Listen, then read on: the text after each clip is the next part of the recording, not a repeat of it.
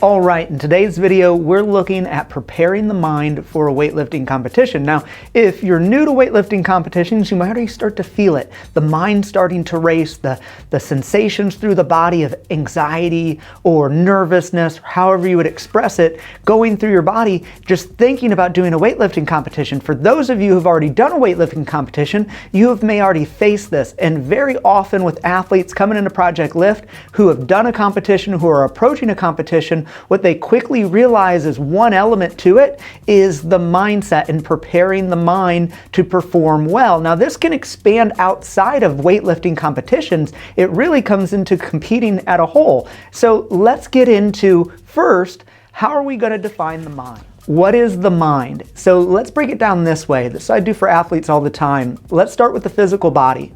Our five senses. The physical body houses our five senses, which send signals up to our mind to be able to interact with the world. Sight, smell, taste, touch, all of it affects our mind. All of it is interpreted by our mind. So we need to start there. Second, we have our emotions, okay? We can call it the emotional body. Now, here's the thing, we all feel them, right? Affects the mind. So here's the emotional body. And then finally, third, we have the mental body, our cognitive, our thoughts. Here's the mind, how we typically think of it. Why I put those first two in is we need to be aware of these first two, the physical body and our five senses, and our emotions when we talk about the mind, because those two elements play a factor into our mind. Now, there's a fourth component that I talk about when it comes to mindset with athletes, and that is the observer. The observer is you. Notice how you can observe your body, your physical body, the senses. You can watch it. You can observe it. You can observe your emotions. You can sit there and you can sit with them and watch them. You can feel them. You can see what they're doing. And your thoughts. You can sit there and watch your thoughts. You can sit and listen and watch them go by. The kicker here is if you can observe your body, if you can observe your emotions, and if you can observe your mind, you're not them. You're separate from them. And this is a key component to hit on when we talk about mindset. So when you're sitting in the seat of the observer, you're able to observe the body, the emotions, and the thoughts.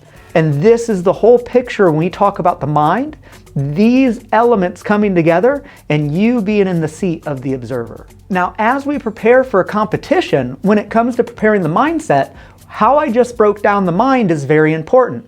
Training and our body is going to give us all the information we need on where to focus and to put an effort around preparing our mindset. So let's come up with a few scenarios.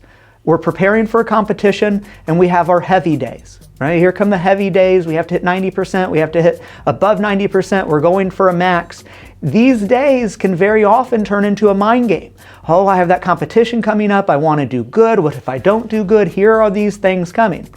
Other things, weight. Weight's a component of our sport. We have to get on the scale, right?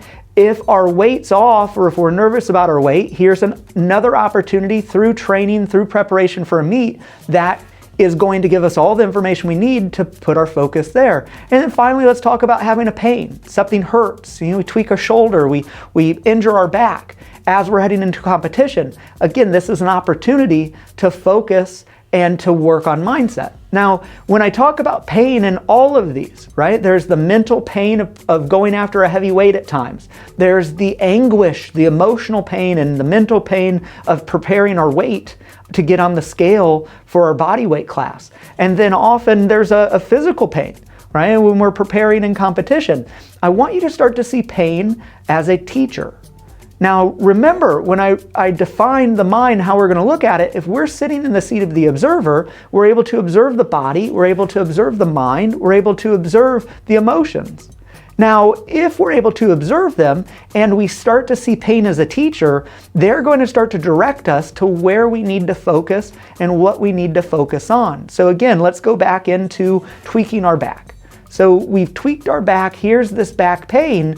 If we are not in the seat of the observer, if we get pulled into it, we are now our bodies. We confuse ourselves with our bodies and we lose complete objectivity. We're in it, we're at the whims of it, and it is dictating us all over the place. If we're in the seat of the observer, we can sit with it, we can watch it, and we can start to tune in to understand what we need. We start to realize, oh, I tweaked my back. As we observe it, as we sit with it, we recognize I was rushing in training. Why was I rushing in training? Well, I have to get to something later in the evening.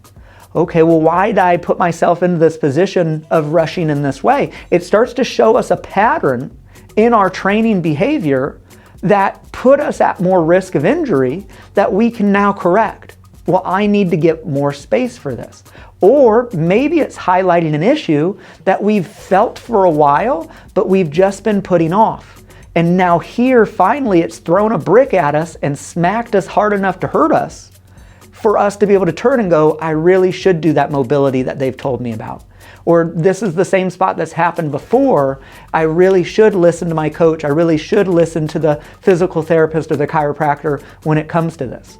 So here, when we're working with mindset, we're seeing that we can be separate from what's coming up. We can be separate from the body. We can be separate from the emotions. We can be separate from the mind for long enough to understand the opportunity at hand. And that is the key, because so many of us want some magic pill that just makes us all happy and goes away. But just like there's no magic pill that's going to lift the weight for you, there is no magic pill that is going to do the approach and the work with the mind, with the emotions, with the body that will make you a stronger, resilient, and happier person. I have a couple exercises for you that are going to help you be able to work on your mindset as you prepare for a competition. The first one is an exercise in breaking mental habits. And when I talk about breaking mental habits, here's what I mean. Our mental habits, our thoughts, our judgments can be habitual.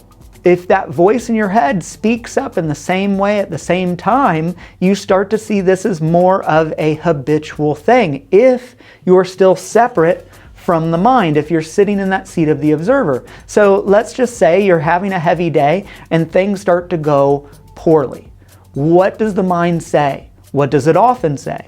Is it going back to the similar lines of, here it goes again, oh, it's this weight, every time I hit this weight, every time you have a heavy day, you do this.